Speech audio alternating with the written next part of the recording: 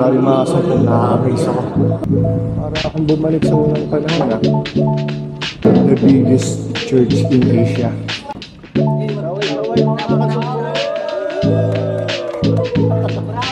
Maraming tamandaan. Baboy. Ano kayang difference sa baka?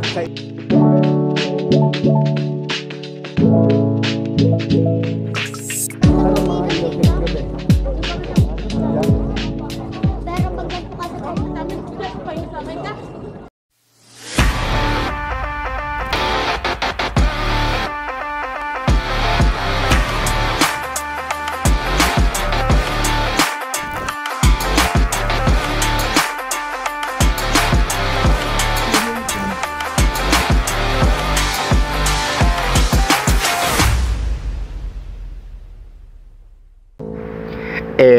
Wala yayon! Hello mga kasumpong! Magandang umaga ulit sa inyong lahat. And for today's video, pupunta tayo sa may Taal, Batangas para alamin natin kung bakit laging nalindol. Hindi, joke lang mga kasumpong. For today's video, pupunta tayo ngayon sa may pinakamalaking simbahan, not only in the Philippines but in all Asia. Grabe no, nandito pala sa Pilipinas mga kasumpong ang pinakamalaking simbahan sa buong Asia. So mga kasumpong, kaya ako naisipan na pumunta dito kasi nung nagtatrabaho pa ako dati, hawak ko ang Batangas area. So madalas kong nadadaanan yung Basilica Church sa may Taal. Hindi ko siya na-explore kasi medyo malayo ako from Cabuyao to Batangas, Taal. And then may trabaho ako, so kapag pumasyal pa ako dyan sa mga lugar na yan, baka hindi ko ma-meet yung mga hospital na dapat kong puntahan. Tsaka pag minsan yung mga minimit kong tao, naabutan ako ng lunch, magkaganon kasi sobrang layo nga. So this time mga kasumpong, pupuntahan natin, papasukin natin yung mismong loob ng Basilica Church. So ano pang hinihintay nyo mga kasumpong? Tara, sama-sama tayong pumunta at libutin ang pinakamalaking simbahan, not only in the Philippines but in all Asia. Come on, let's get it on!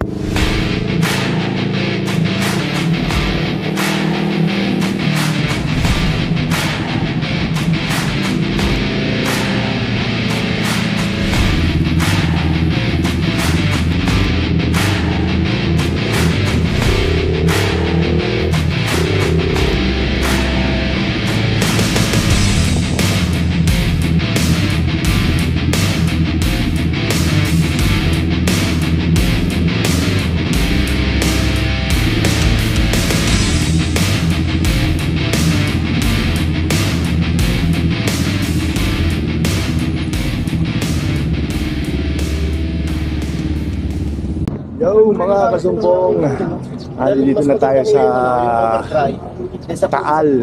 Bale, ito yung Basilica Church kung tawagin nila. Bale, ito daw yung pinakamalaking church dito sa may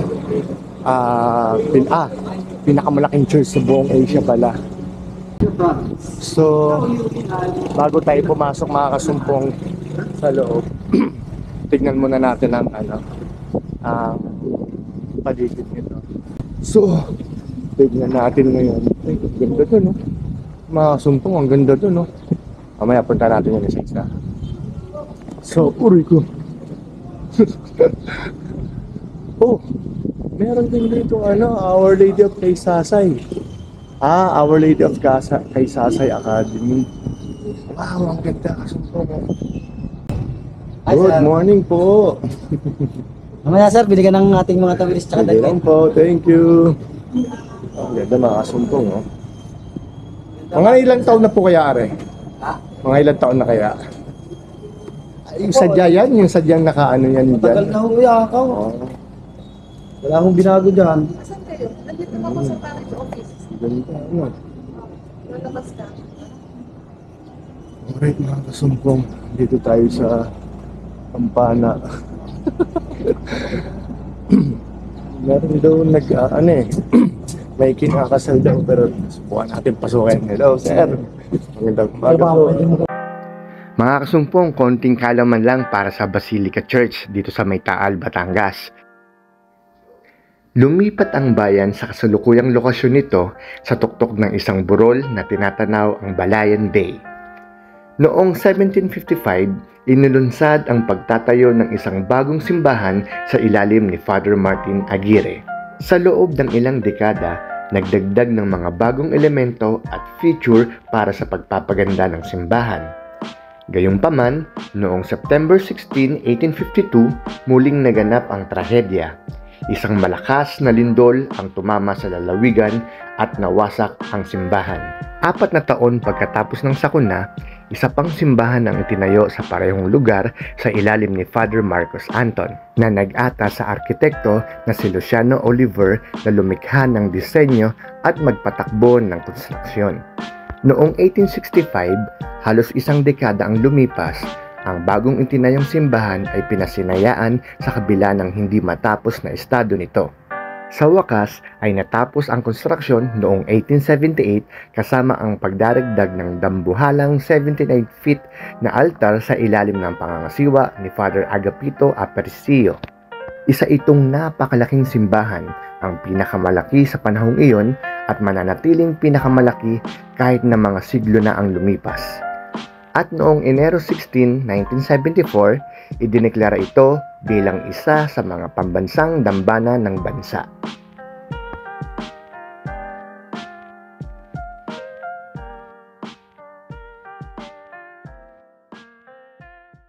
Ang ganda, no?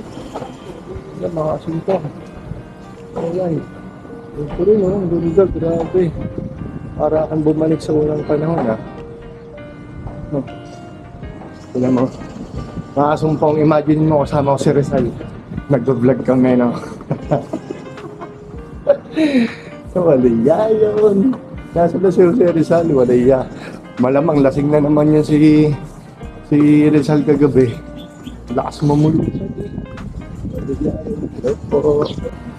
Yan, mga kasumpong, nandito tayo sa loob ng palengke. Hanap tayo ng pwede natin makainan at ako'y gutom na. Wala pa akong almusal. Wala pang tanghalian. Walaya yun, kasumpong. Alright. Mga almura. Uy!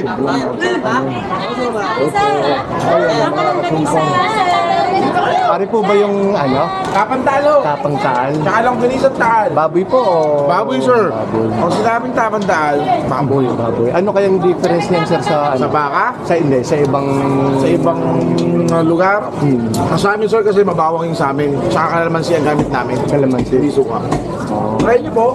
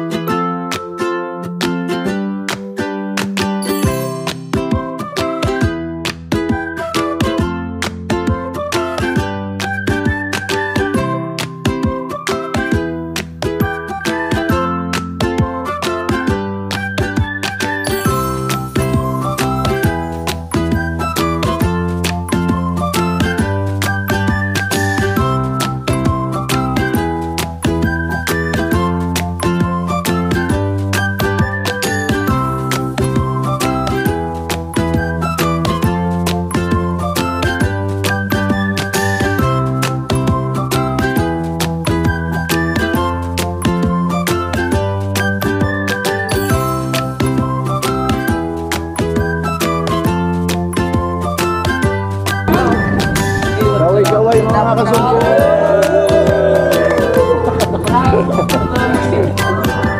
Alright.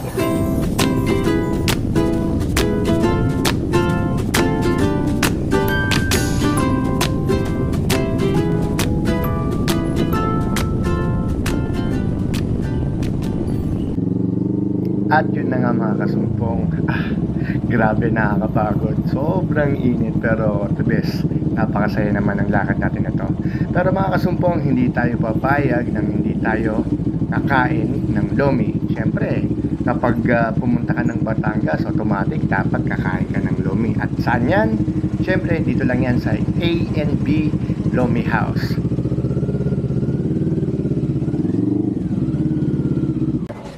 mga kasumpong, good afternoon sa inyo.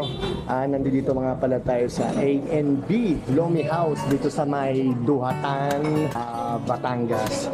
So, ngayon mga kasumpong kasama ko si Sir Jester tsaka si Sir Marvin ng Super GT. Yung Super GT is located to sa may Alangilan sa may Batangas. Nadadaanan ko to doon before. Yung papunta ng pier, ang pangalan ng Kawasaki rin yun. So, ito nga pala si Sir Jester. Sir, pwedeng mag-promote kayo dyan. Visit po kayo sa Kawasaki Crib at Super GT, Langilan, Diversion Road. Yung mga demo units kami, production bikes, big bikes na pwede nating i-test the store. Tapos we have also discounts in 650 series. All units is 40,000 discount. Laki. Ikaw sir, baka may gusto kong Shoutout na. shoutout ka na sir. Shoutout to Isis.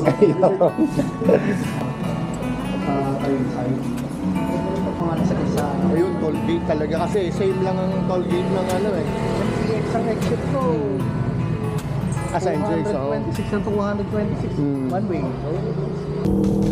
At dito ko na nga tatapusin mga kasumpong ang ating napakasayang vlog. Maraming salamat mga kasumpong sa lahat ng nanonood, sumusuporta lagi sa akin. Hayaan nyo mga kasumpong, tutuloy-tuloy natin itong journey natin sa pag-vlog.